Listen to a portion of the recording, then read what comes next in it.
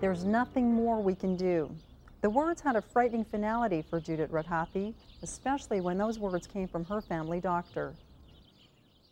Judith Radhathi admits that she was not a healthy child, but if anything, it made her more health conscious. As an adult, she had become a vegetarian, and life seemed right on course. That changed with the birth of her youngest child. When Jordan was born, I experienced chronic vaginal yeast infections, chronic fatigue, arthritic pains, headaches all the time, memory lapses, mood swings. I was depressed, I was tearful, I was overweight. I was putting on weight after he was born. It was a nightmare. She tried several diets in an effort to lose the extra weight, but nothing seemed to work, and she began to notice changes in her personality. One minute I'd be fairly reasonable, and the next minute I'd be screaming. I never knew what was setting me off. In other words, I'd go in and give the children a bath, and I'd be giving them a bath like most normal, loving mothers, and then I'd be screaming. Judith went through 2 doctors and a number of specialists, but no one could provide an answer. One physician suggested that the problem wasn't in Judith's body, but in her head. It was very lonely. Nobody believed me because the medical test showed that I was healthy. I thought I was really losing it. I was mentally deranged, but the reality was that deep down, because I was so physically sick, I knew that I had to get that corrected, and nobody was listening. Judith decided to investigate on her own. At a health food store, she found a book that told her she might be suffering from candida, a yeast infection. I was up all night reading, devouring this book. And every page I was going, oh my God, this is what I have. This is what I have. I was so excited, I can't begin to tell you. I phoned my doctor, and I think it was at home. And I said, I think I found out what's wrong with me. And so I took the book in, and she took one look at it and said, look, there's no scientific evidence for this. I was devastated. Judith also read that antibiotics might be at the heart of the problem. With continued use, they can eliminate good bacteria that acts as a defense mechanism against yeast growth. Every time I had a urinary tract infection, you name it, it was antibiotics. And I am positive, convinced, 200%, that is what created a lot of my problems, that broke down my immune system. Judith was beginning to see a connection between the world around her and the influences it had not only on her health, but the health of her family. Rachel was having mood swings like you wouldn't believe. In the morning she would have her breakfast. By lunch I didn't even want to pick her up at the daycare. She was a whole different child. Her research took her to the office of a Toronto physician specializing in environmental illness. He explained that almost everything we eat, breathe, and touch can trigger a reaction, especially if we're chemically sensitive. And the levels don't have to be high. Chemical sensitivity is actually a reaction to low levels of toxic chemicals considered safe, but which gradually accumulate in our bodies. Our immune system can only do so much. I was sensitive to many things in my environment, whether it was chemicals, airborne, and foods. But foods are pivotal. Foods are something that you can control. So what I did was I found out what my food sensitivities were. To do that, Judith went on an elimination diet, removing various foods from her diet, then reintroducing them one at a time to see what effect they had. When Judith began eating sugar again, she became noticeably high-strung, then depressed.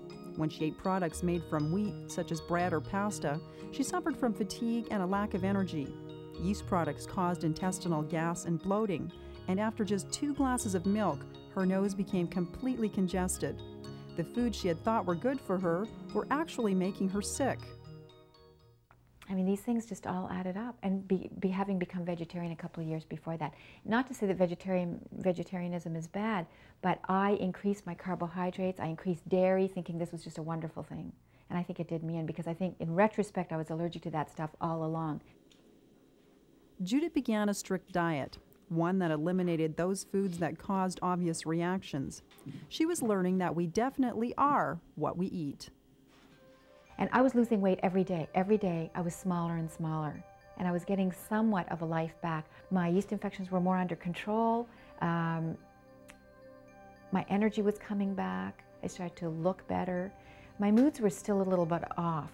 And then I realized too, somewhere along the way, that gluten was a huge problem for me, so I went off the gluten, started doing rice breads and rice flour and things like that, started to feel better again. A change in diet was just the first step for Judith. As she was discovering when it came to environmental illness, there was no simple cure. She was also discovering that she wasn't alone.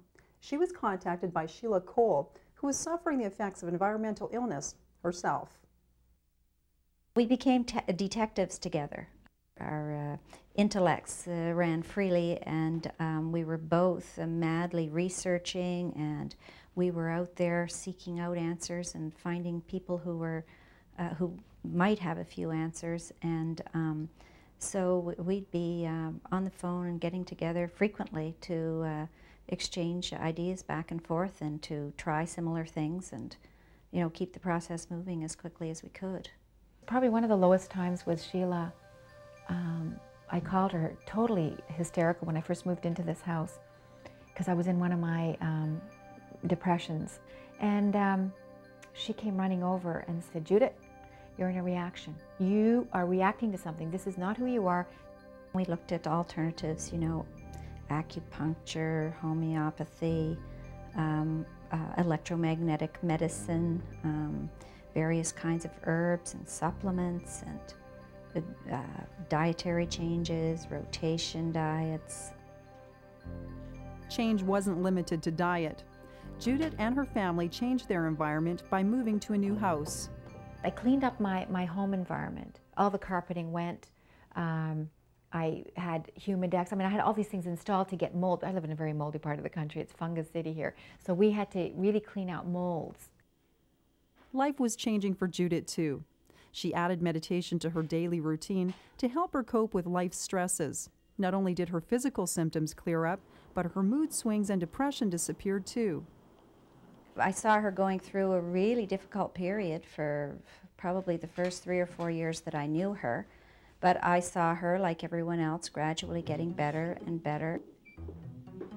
Today, Judith Rahathi is a nutritional consultant and environmental health educator and speaker. She's produced 2 television series on holistic health and written a book about her 10-year journey to wellness.